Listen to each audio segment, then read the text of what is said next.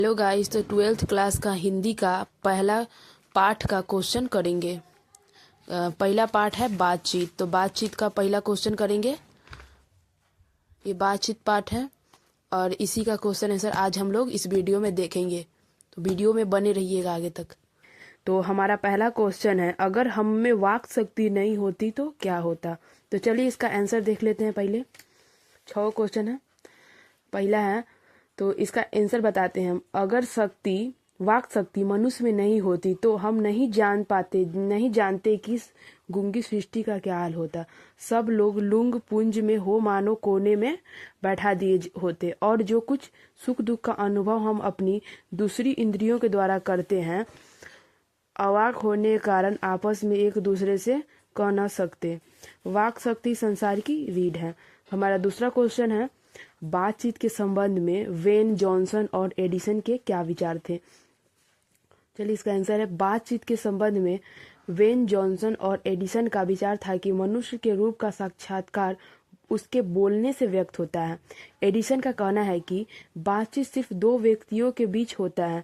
जहां 2 आदमी होते हैं वहां वे अपनी भावनाओं को एक दूसरे के साथ साझा करते हैं। और तीसरा क्वेश्चन है, आर्ट ऑफ कन्वर्सेशन क्या है। इसका उत्तर है, आर्ट ऑफ कन्वर्सेशन बोलने की कला है, जिसमें आप किस ढंग से बोलते हैं उसके बारे में बताते हैं। आर्ट ऑफ कन्वर्सेशन कहलाता है। आर्ट ऑफ कन्वर्सेशन का प्रचलन वर्तमान में बहुत अधिक प्रचलित हो गया है।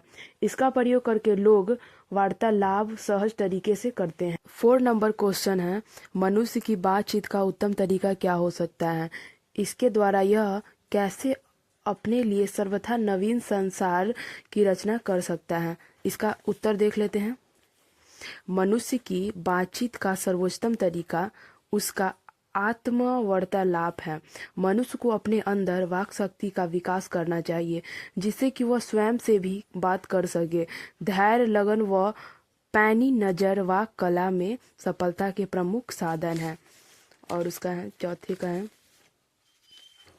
यह पूर्णतः इस बात पर निर्भर करती है कि हम अपनी कमियां, गलतियां और कमजोरियों को पहचानने, उसको सुधारने का कितना प्रयास करते हैं तथा अन्य लोगों की गलतियों से भी शिक्षा ग्रहण करने की कितनी कोशिश करते हैं। मनुष्य अपनी वाणी पर नियंत्रण रखे तथा मधुर वाणी बोले। इस प्रकार मनुष्य की न तो किसी से कटुता रहेगी और न ही वैर झगड़ा।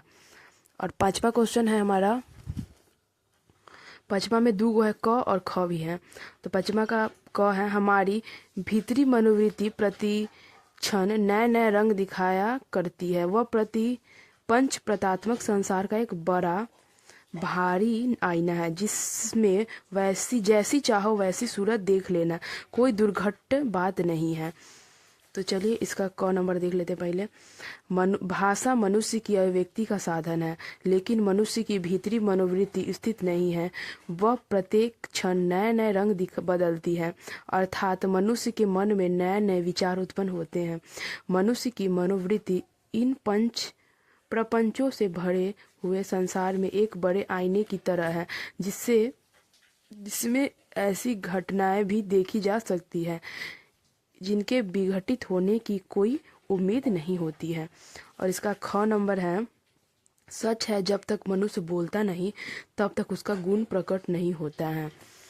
ख नंबर भी देख लेते हैं 5 का। लेखक के मात्रा अनुसार यह बात पूरी तरह से सत्य है कि वह जब तक मनुष्य बोलता नहीं तब तक उसके गुण दोष प्रकट नहीं होते हैं, उसके सामने प्रकट नहीं होते हैं। और 6ठा क्वेश्चन है, निबंध है। इस निबंध को क्या विशेषताएं हैं, इस निबंध की क्या विशेषताएं हैं। तो विशेषताएं में देख लेते हैं।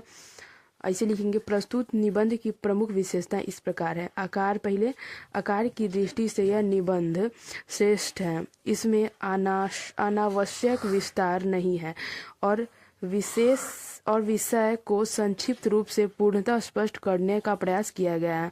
वाक्य में है, निबंध में वाक्य विन्यास का विधान विन्यास उच्च कोटि का साधन है, उच्च कोटि का है। वाक्य क्रमबद्ध तथा दूसरे से सुंदर ढंग से जुड़े हुए हैं। तीसरा में है भाषा शैली।